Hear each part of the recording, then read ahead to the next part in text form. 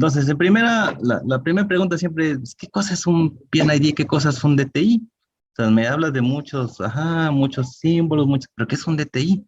Bueno, es una representación gráfica de un sistema de procesos que incluye lo siguiente: las tuberías, los recipientes, las válvulas de control, la instrumentación, o sea, todos los simbolitos necesarios, el equipo y otros componentes y equipos del proceso del sistema. Ese es un DTI, ¿sale? En el DTI es un dibujo esquemático principal que se utiliza para diseñar la instalación de un sistema de control de proceso basado en el diagrama de flujo de proceso PFD. Acuérdate que siempre el DTI parte del PFD, el PFD parte del diagrama de bloques y todo es una cadenita, ¿no? Que indica el flujo general de los procesos en la planta y la relación entre los equipos principales de la instalación de la misma, ¿sale? Hablando de los símbolos, bueno, un símbolo es un conjunto estándar de diagramas que muestran la interconexión de los equipos de proceso y la instrumentación utilizada para controlar dicho proceso, ¿sale? Los símbolos de control utilizados en estos dibujos se basan generalmente en la norma ISA, los que ya vimos en las diapositivas anteriores, son los mismos. Te digo, te prometo que hoy te las mando sin ningún problema, o no me acuerdo si ya la mandé, luego reviso bien. Bueno, los símbolos utilizados para representar elementos del equipo de proceso son con frecuencia el mismo que está descrito en el PFD. O sea, para los equipos va a ser el mismo del PFD. Los que tú ya tengas ahí o los que tengas en tu programa son los mismos para el DT. Lo único que vas a incluir son estos globitos y válvulas que estamos viendo estos días, ¿vale? Estos símbolos también están etiquetados con palabras, letras y números para identificar y especificar mejor las componentes que representan, ¿vale? El estilo más pictórico promoverá una mayor familiaridad con el equipo y se logrará el objetivo del diseñador de brindar la máxima información al mínimo costo, ¿sale?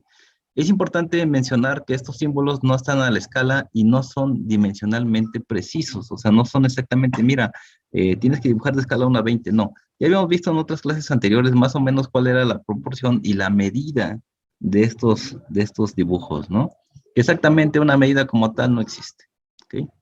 Pues otra consideración importante es que los diagramas no siempre representan las ubicaciones físicas y la proximidad de cada componente. Un diagrama te puede poner que está bien cerca una torre de enfriamiento con un condensador o con un intercambiador de calor, ¿no? Entonces, de repente lo ves y en la vida real te das cuenta que están muy lejos uno de otro, ¿no? Pero bueno, estás haciendo una representación de lo que tú estás trabajando. Bien, entonces las líneas de proceso son las líneas por donde fluye realmente el medio del proceso y están representados por diferentes tipos de líneas, ¿sí? De tubería normal, tubería aislada térmicamente, tubería enchaquetada, tubería fría o calentada y tubería flexible, ¿sale?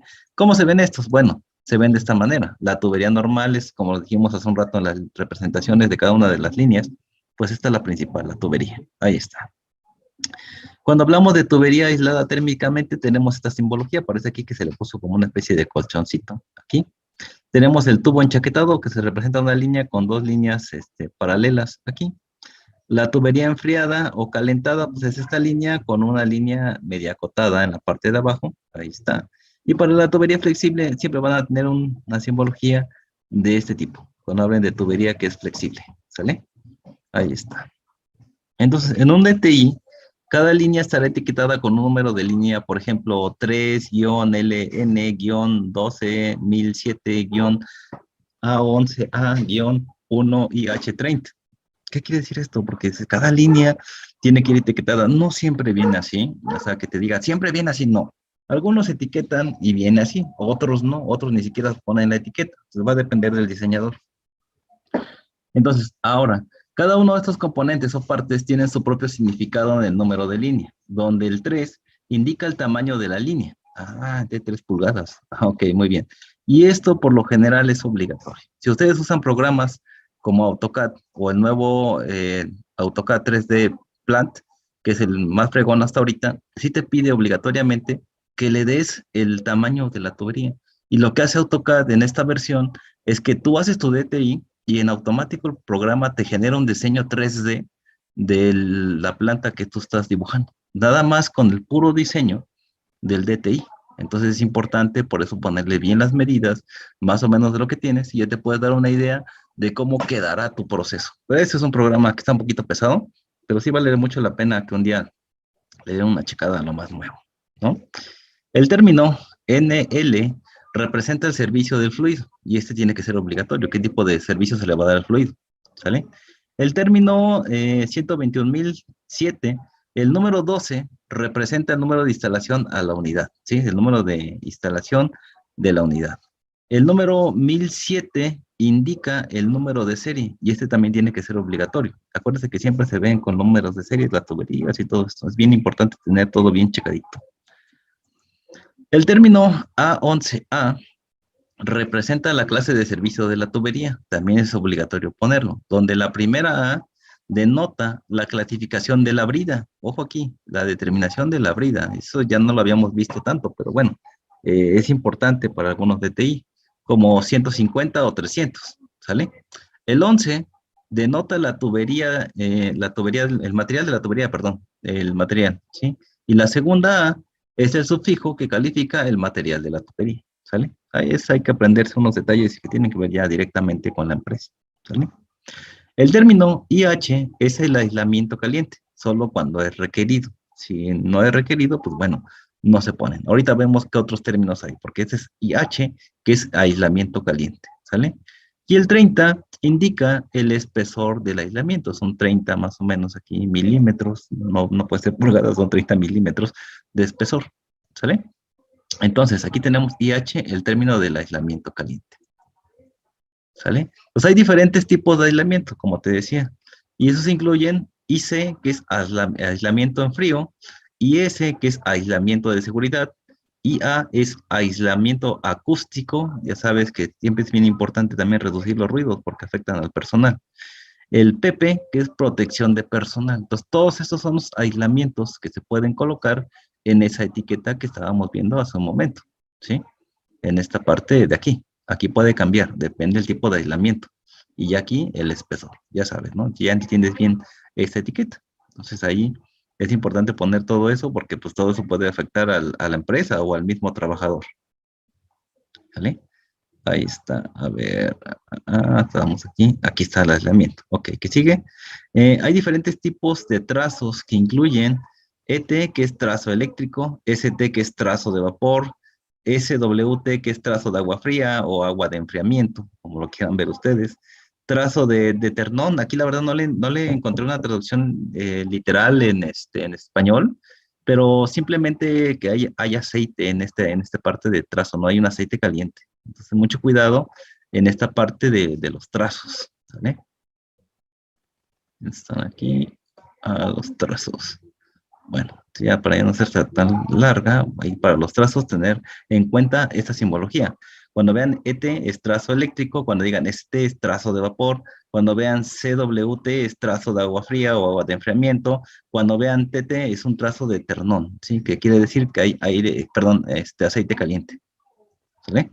Entonces, diferentes empresas utilizan diferentes estructuras para estos números, pero todos tienen la misma información, ¿vale?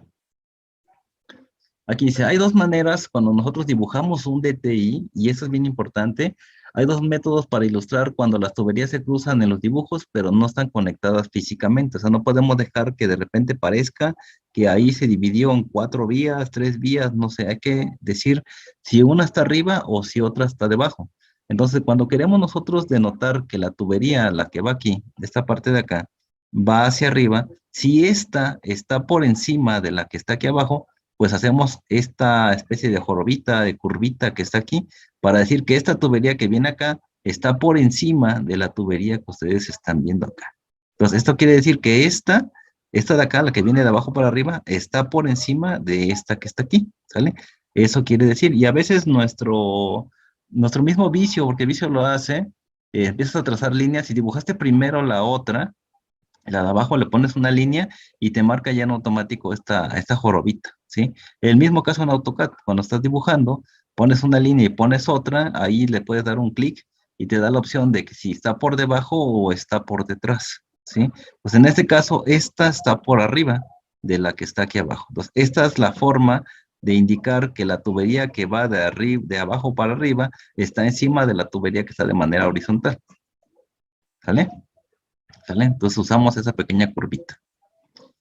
Ahora, Si vamos a decir que la tubería se encuentra atrás de esa tubería, lo que hacemos es romper las líneas, ¿sí? ¿Cómo rompemos las líneas? Mira, la tubería que va de abajo hacia arriba se encuentra atrás de la que está de manera horizontal. O sea, esta está por detrás, no está por encima. Entonces, si está por detrás, simplemente usamos este corte, borramos un pedacito aquí, un pedacito acá. Y eso quiere decir que esta tubería se encuentra por la parte de atrás. Si se encontrase por la parte de arriba, la tubería que sube, pues bueno, entonces tendríamos que mostrar esta expresión de esta manera. Esto es por encima. Esta que está aquí es por debajo de la tubería, ¿sale?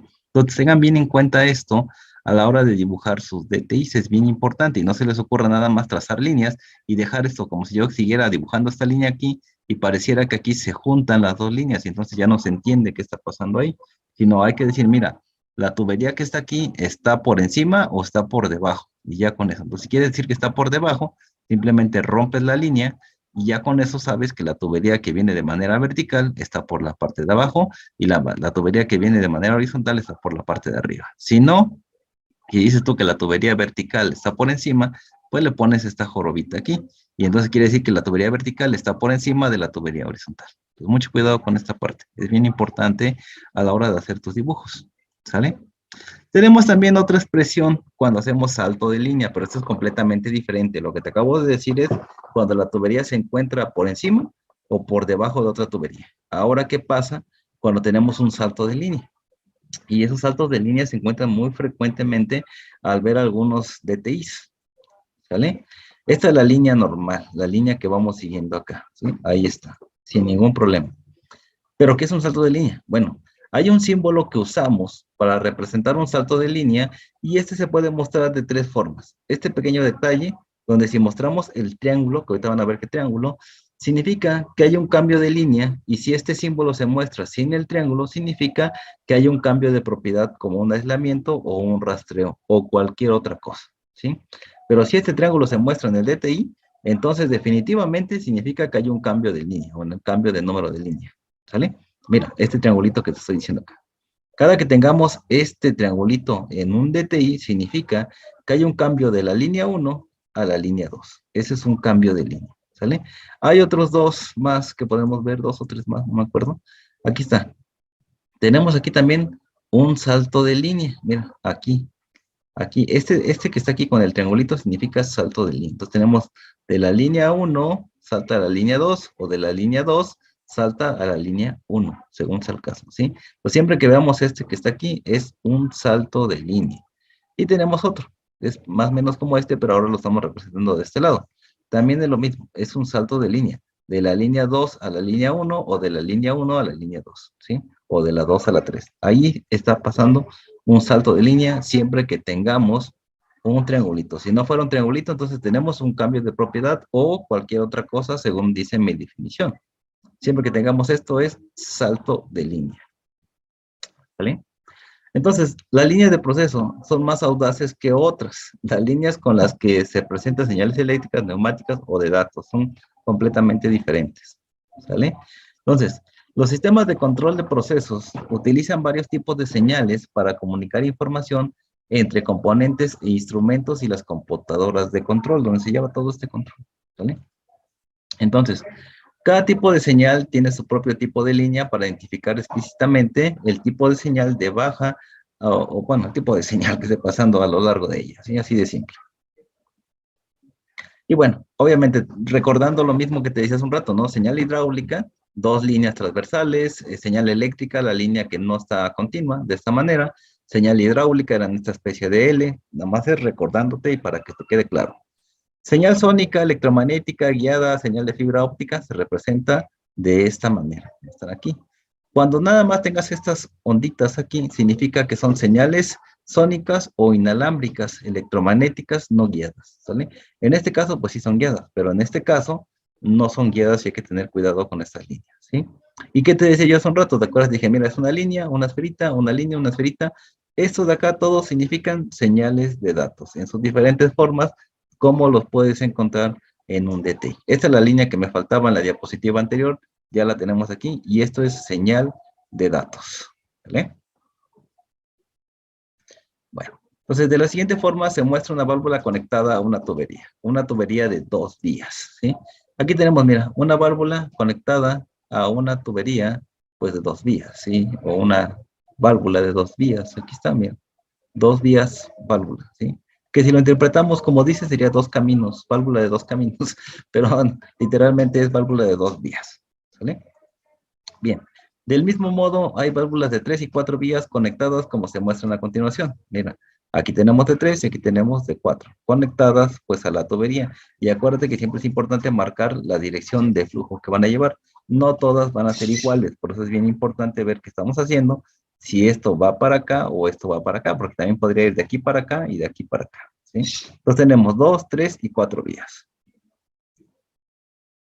Tenemos aquí otra simbología. Dice, esta representación varía de proyecto en proyecto, por lo que siempre es recomendable consultar la hoja de leyenda. Eso ya lo pedirán ahí en su empresa, en la hoja principal de simbología, ¿sí?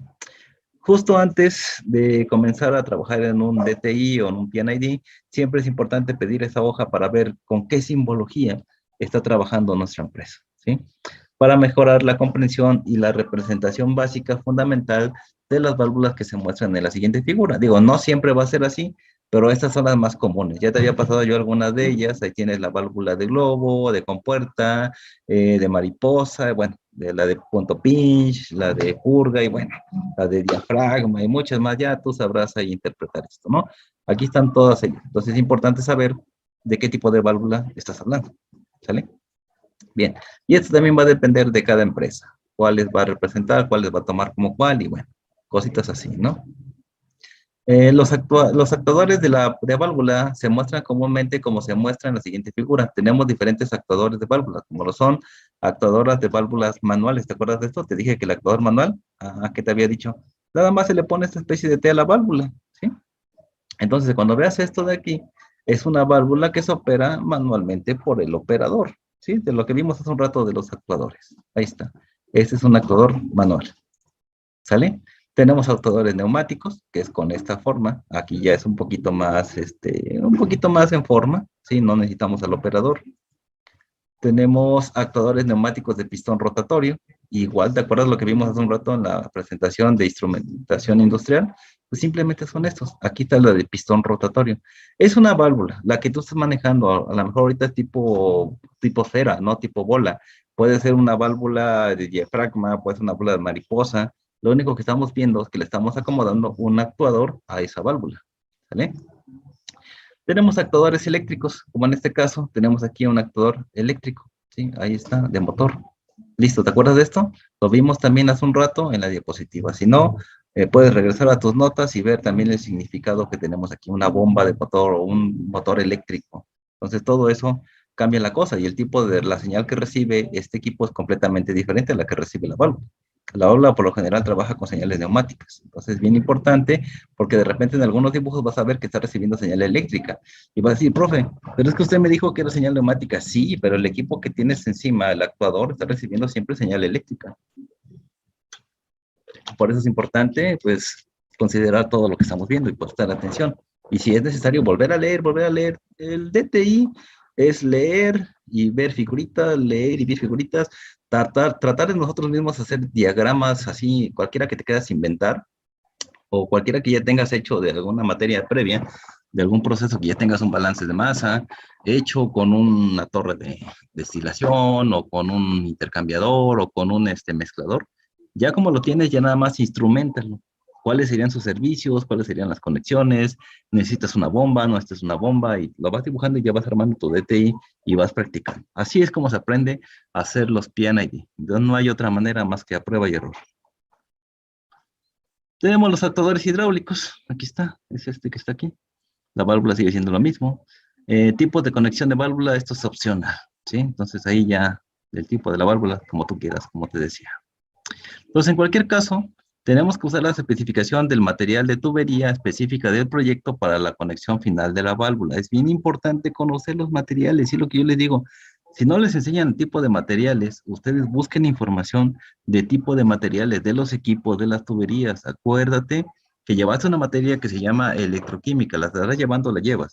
Si llevas electroquímica, te habían dicho o te han dicho que si tú juntas un metal con otro metal, posiblemente se pudieran generar arcos eléctricos o podrían causar una especie de interconexión entre sus electrones y pues bueno, esto podría ocasionar un accidente o podría ocasionar que esta conexión se corroa más fácilmente, ¿no? Entonces todo va junto con pegado, todo es importante. Entonces hay que saber mucha electroquímica y mucho en materiales para poder decir cuál va conectado con cuál, ¿sale? Bien. Entonces, dice, pero generalmente usamos tales representaciones para mostrar diferentes conexiones finales, como lo son bridas, ¿sí? Roscadas, aquí está, mira, esta es brida y esta roscada, ¿sale? Tenemos soldadas, que es esto que está aquí, mira, acuérdate, ¿te acuerdas lo que vimos hace un rato? Esos simbolitos que veíamos así, que decía con un cuadrito en blanco o en negro cuando estaba soldado y teníamos una especie de línea y algo así. Entonces, es lo mismo. Lo que me importaba era ese cuadrito que te decía, mira, soldadas, aquí está, mira, este cuadrito que está aquí quiere decir que está soldada. Este anterior, que es roscada, aquí está, y las bridas son estas que están aquí, son las mismas simbologías anexadas a esa misma válvula que estamos trabajando. ¿Vale? Entonces ahí tenemos soldadas, soldadas por casquillo, pues ahí están, mira, las que están en blanco, ¿te acuerdas? Era diferente tipo de soldadura. Y bueno, entonces a menudo llegamos a ver en los DTIs algunas siglas como esta, ¿no? NO, NC, FO y FC abajo de la válvula. Y dices, a ver, ¿qué cosa quiere decir NO, NC, FO y FC? Y nos causa controversia. Dice, bueno, pues es que eso no es un servicio. No, efectivamente no es un servicio. Es una operación que está haciendo esa válvula o es una indicación que debe tener esa válvula. ¿Y qué significan estos? Bueno, NO significa normalmente abierto. Obviamente está en inglés, normal open, ¿no? O sea, entonces, normalmente abierto, ¿sí? Si este es normalmente abierto, pues este debe ser normalmente cerrado, ¿no? Entonces ahí tenemos normalmente cerrado, ¿sí? Y aquí tenemos, eh, lo vas a ver de una forma diferente, pero esto es apertura en caso de falla y esto cerrar en caso de falla. Es como literalmente lo manejamos. Pero bueno, vamos a ver cómo decía mi literatura. La literatura dice falla abierta, ¿sí? Esto es falla abierta, o sea, en caso de falla, esta abre la válvula, ¿sí? Si no la mantiene cerrada. La otra es falla cerrada, ¿qué quiere decir? En caso de que el sistema falle, cierra la válvula, ¿sí? La va a mantener cerrada. Eso es lo que significa FO. Falla abierta o falla cerrada. Eso es file open o file close, ¿sí? Entonces, dependiendo de lo que tú veas, este FO significa falla abierta, este FC, falla cerrada. ¿Sale? Ahí está. Entonces, ahora sí, ya debes de poder entender un DTI cuando veas estos numeritos o estas letras que están aquí debajo de las válvulas, que así llega a aparecer. Normalmente abierto, normalmente cerrado, falla abierta y falla cerrada. Listo. Ahí está. Bien importante para los DTIs. Parece cualquier cosa, pero sí es significativo aprenderse todo eso. ¿Sale? Entonces me dice, en la falla abierta o falla cerrada, la válvula se abre o cierra con pérdida de señal o con pérdida de energía. Entonces, con eso es que se da cuenta que algo está mal, ¿sale? Y entonces ya hace la acción de abrir o cerrar la válvula según sea el caso que esté programado. Entonces, este tipo de válvula requiere presión de aire para permanecer abierta o para permanecer cerrada. Entonces, ahí hay que tener un poquito de presión también para que mantenga la válvula completamente abierta o completamente cerrada. ¿Sale?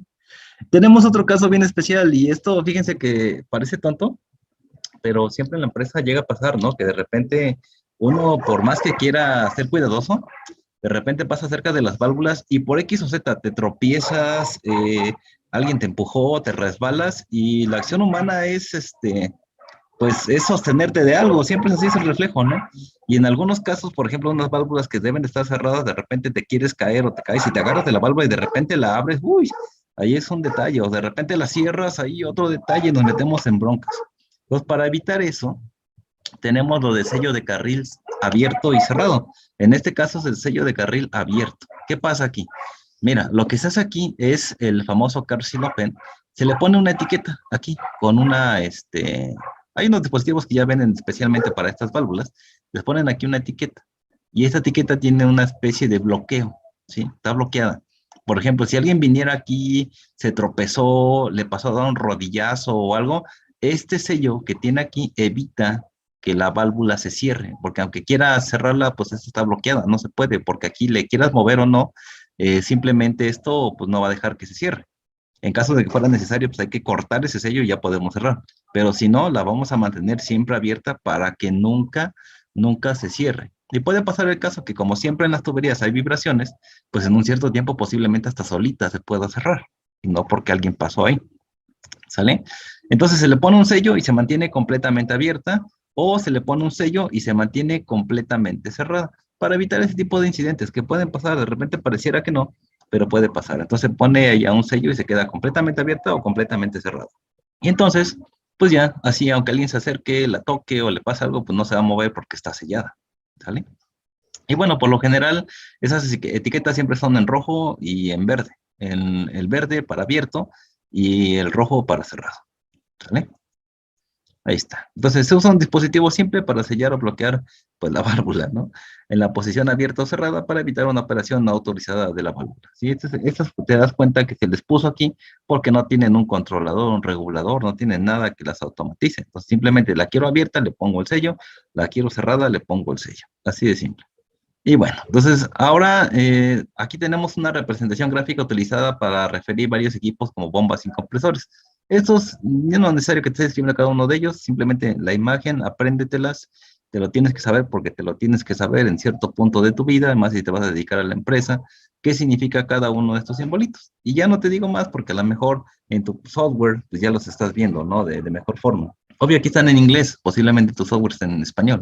El chiste es aprenderte qué quiere decir cada uno de ellos. En este caso son bombas y compresores. ¿Vale? Tenemos también tanques y recipientes, como son tambores y vasijas y todo esto, ¿no? Aquí está, mira. Tenemos los mezcladores, las vasijas y bueno, todo lo demás que tiene que ver con tanques de almacenamiento, vasijas, te decía yo, entre otros, ¿no? Es importante saber qué es cada uno de ellos, ¿vale? Ahí está, según la norma, ¿eh? Vamos acá. Tenemos aquí intercambiadores de calor. Ya sabes, hay diferentes formas. La más común que siempre utilizamos a veces los ingenieros es esta que está aquí, ¿no? Para el intercambiador de calor. Pero, pues también existen otras representaciones. Todo esto que está aquí son intercambiadores de calor. Entonces, que no te sorprenda porque de repente en un DTI aparece así y no aparece de esta manera o de esta manera porque tú no la conoces. Ah, mira, hay que saber de más. Siempre hay que saber que todos estos son intercambiadores de calor y posiblemente en cualquier DTI te los vas a encontrar en cualquiera de estas formas. Entonces, yo también agregaría esta parte de intercambiadores de calor a mi formulario de imágenes para, pues, cuando me toque interpretar algún DTI o algo, pues ya, o un PFD, sepa qué significa cada uno de ellos por si me cambian la simbología, ¿no? Que de todos modos tiene que ver con todo esto que estamos marcando acá. Pero bueno, todo esto de aquí es para intercambiadores de calor. Tenemos también otros componentes de las tuberías, ¿no? Bueno, eso ya tiene que ver directamente con las tuberías, ¿sí? Neumática, eléctrica, aquí está, rotatorias, y bueno, ya eches una leída después ahí, con calma, que son componentes para las tuberías, ¿sale? Tenemos los instrumentos que refieren a dispositivos que detectan, miden, indican y transmiten o registran y graban. Esto lo que hacen todos los equipos que hemos estado viendo es eso. Unos se dedican a medir, otros se dedican a indicar, otros se dedican a transmitir o a registrar la información y otros finalmente recopilan y dan el valor si todo está funcionando de manera eficiente en el proceso. ¿Vale? Entonces también tenemos, pues, propiedades físicas dentro del sistema. ¿Vale? Bueno, entonces para este tipo de componentes existe un enfoque ligeramente diferente. Los componentes están representados por lo que llamamos burbujas, lo que te decía hace un rato. Esto siempre se va a llamar burbuja. La burbuja es una forma simple de círculo, cuadro o hexágono, lo que te decía yo hace un rato, ¿sí? Entonces a continuación vamos a volver a ver esto. Yo sé que a lo mejor es repetitivo para ti, pero es importante que lo aprendas. Entonces se muestran los diferentes tipos. Tenemos una burbuja normal sin línea, esta que está aquí, no tiene línea en medio. ¿Qué significaba esto? Bueno, recordando para que no se nos olvide, significa que el dispositivo o su pantalla están ubicados físicamente en el campo. ¿Qué quiere decir en el campo? Donde está el operador, ¿sí?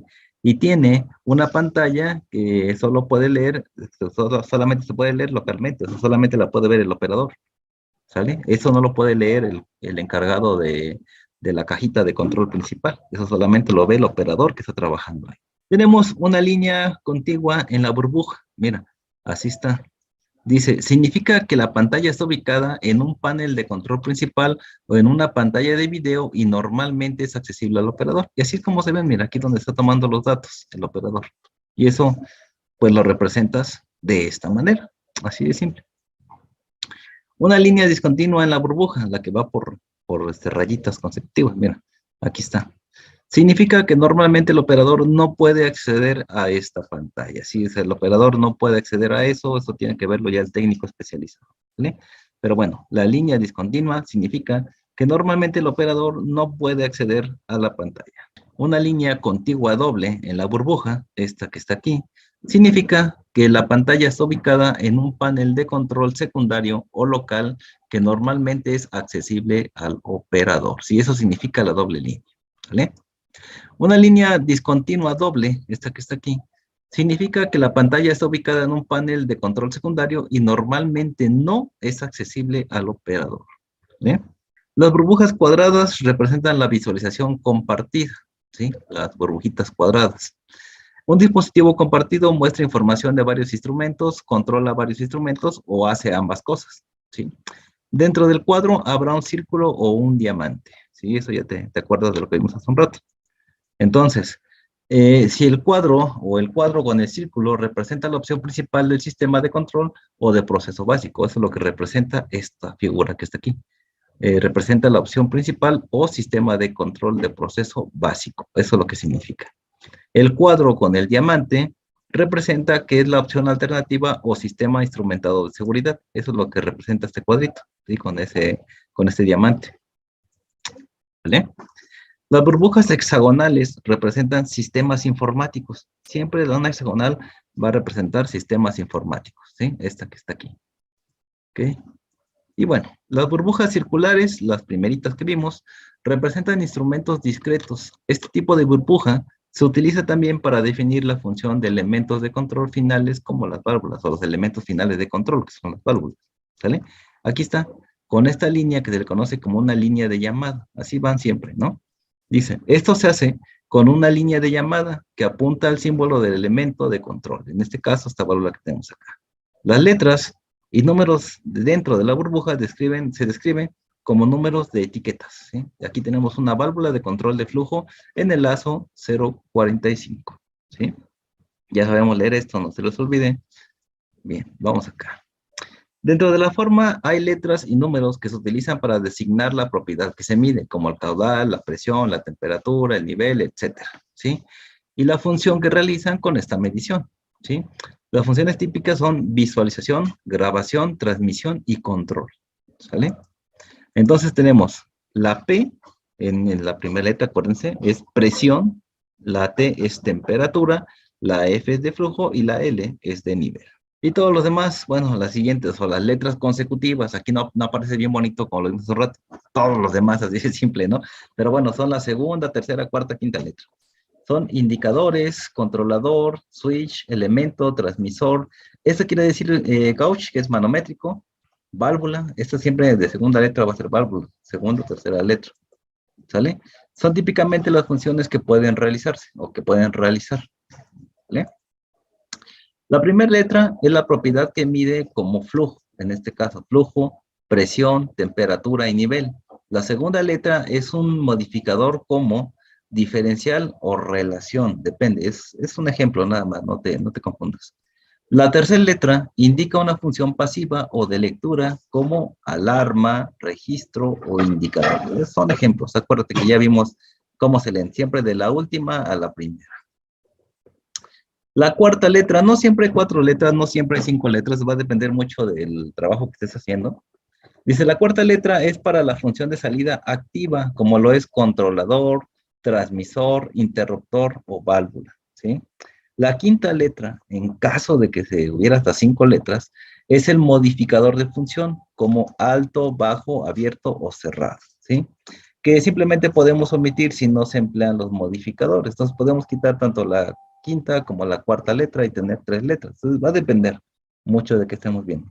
Pero por lo general se leen como lo hemos estado viendo. O sea, no hay ningún problema. Chavos, un gusto. Nos vemos. Bye, bye.